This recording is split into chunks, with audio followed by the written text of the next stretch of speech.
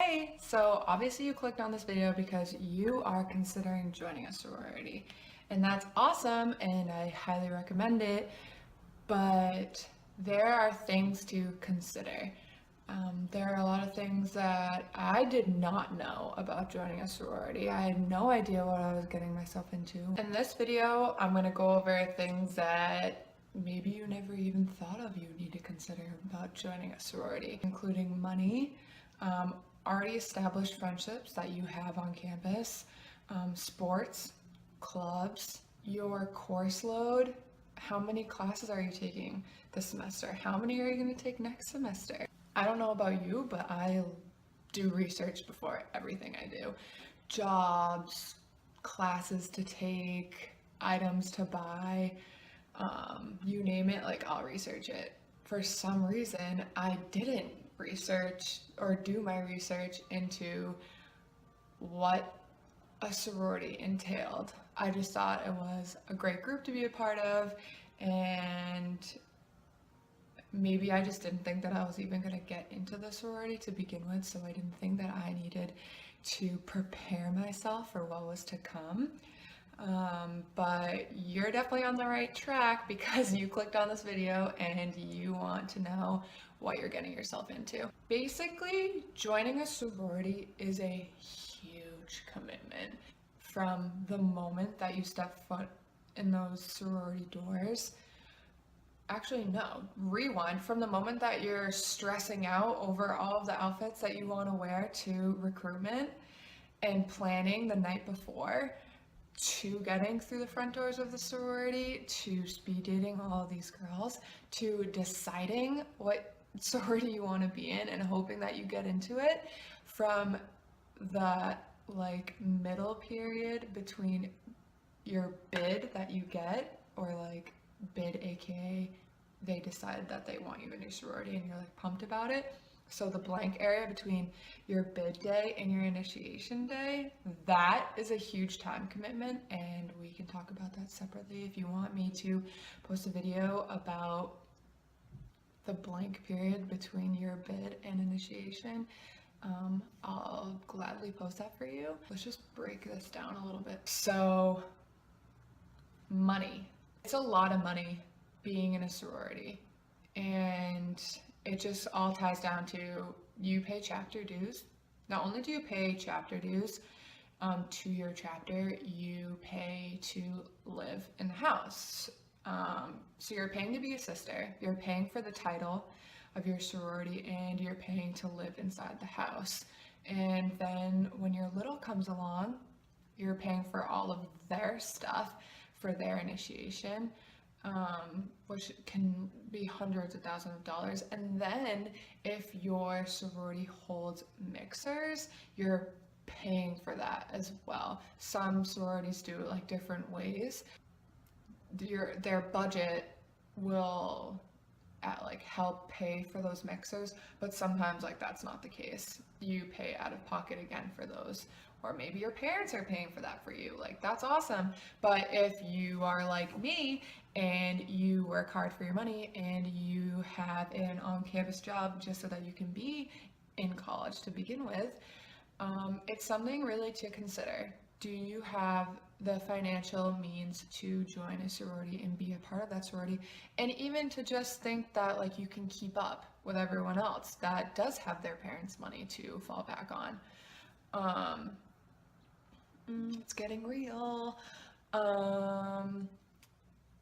Yeah, let's just keep it at that. Money, you need it. If I could go back knowing how much money and how much I was going to struggle with money, just strictly because I was in a sorority, I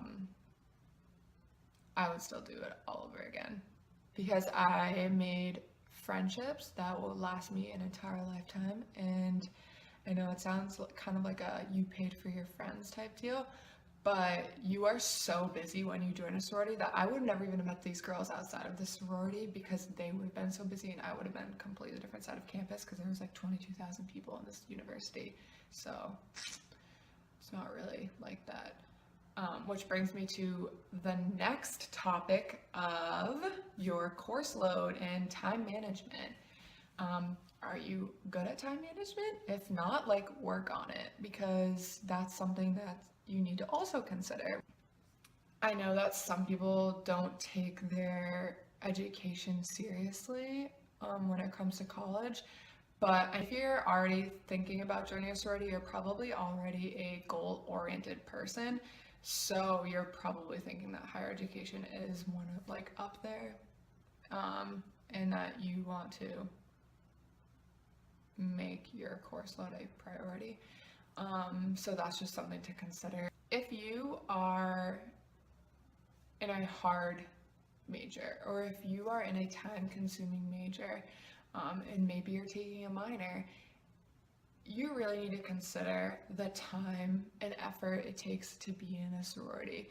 You have all of these meetings every week, mandatory meetings that you have to go to because you're part of the sorority now.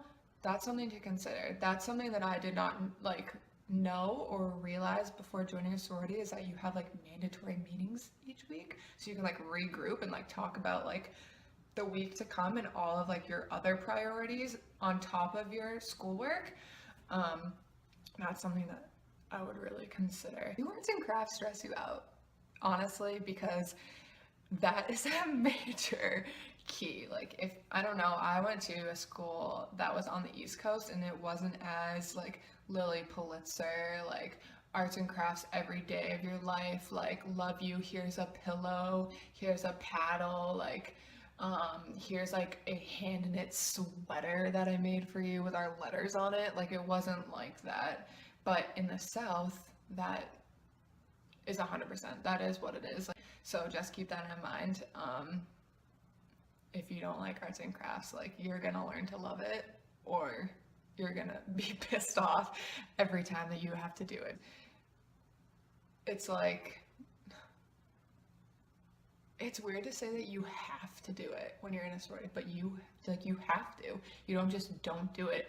You're surrounded by 200 other girls that are creating these mugs and these like Mod Podge letters for this person to express their love, and you're supposed to be doing the same thing, but you're like, hell no, I don't even know what Mod Podge is, but you do it anyways because you love your little or you love your big. So that's just something to consider. And are you a shy pooper? Because if you're gonna live in a house full of 80 girls, hundreds of girls, mine only had 52 or something at the time. If you're gonna live in a house, you're gonna have a communal bathroom. And then you're gonna have a campus with communal bathrooms. So like, I'm not sure where you're gonna take that private poop, but it's not gonna happen. So if you're a shy pooper, I would 100% consider that before joining a sorority. Another thing to consider when joining a sorority is whether you're going to go through formal recruitment or informal recruitment. For me, it was formal recruitment is in the fall, and informal recruitment is in the spring. Formal recruitment is way more time consuming than informal recruitment, I would say, because in formal recruitment, you have to go to every sorority. You have to give every sorority a chance to meet you, and vice versa, and for you to meet them. So in the spring, it's a little bit different. It's more informal, and you get to choose whichever sorority you want to go to.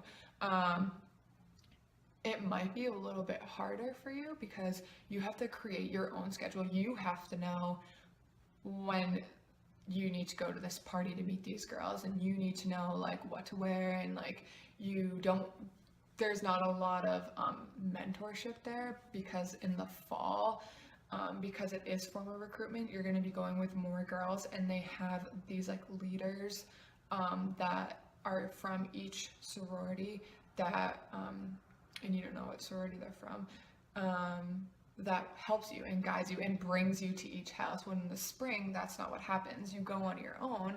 Another thing to consider is already established friendships outside of the sorority. I cannot stress this enough, because you will not see these people outside of your sorority for quite some time unless you really like scrounge up the time to like make time for your friends. If you're that person, like, good for you. I'm like so happy for you and pumped about it, and like wish I had that quality, but that's like not something that is on the top of my list when it came to school. It was like schoolwork, joining this sorority.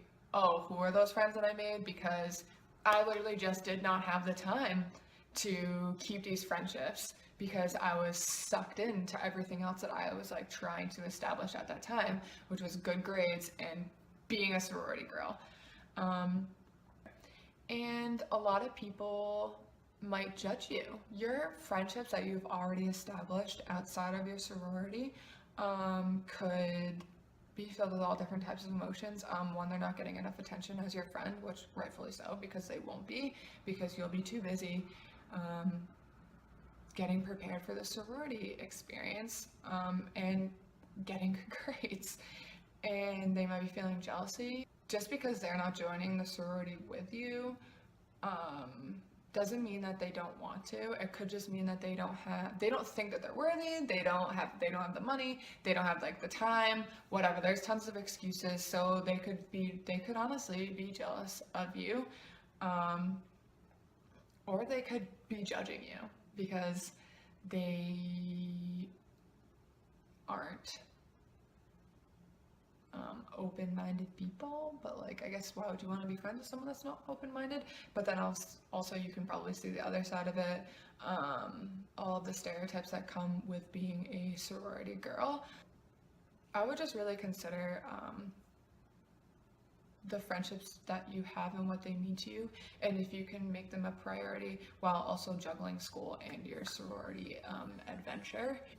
So I really hope you guys enjoyed this video, and I hope that it gave you some things to consider when joining a sorority.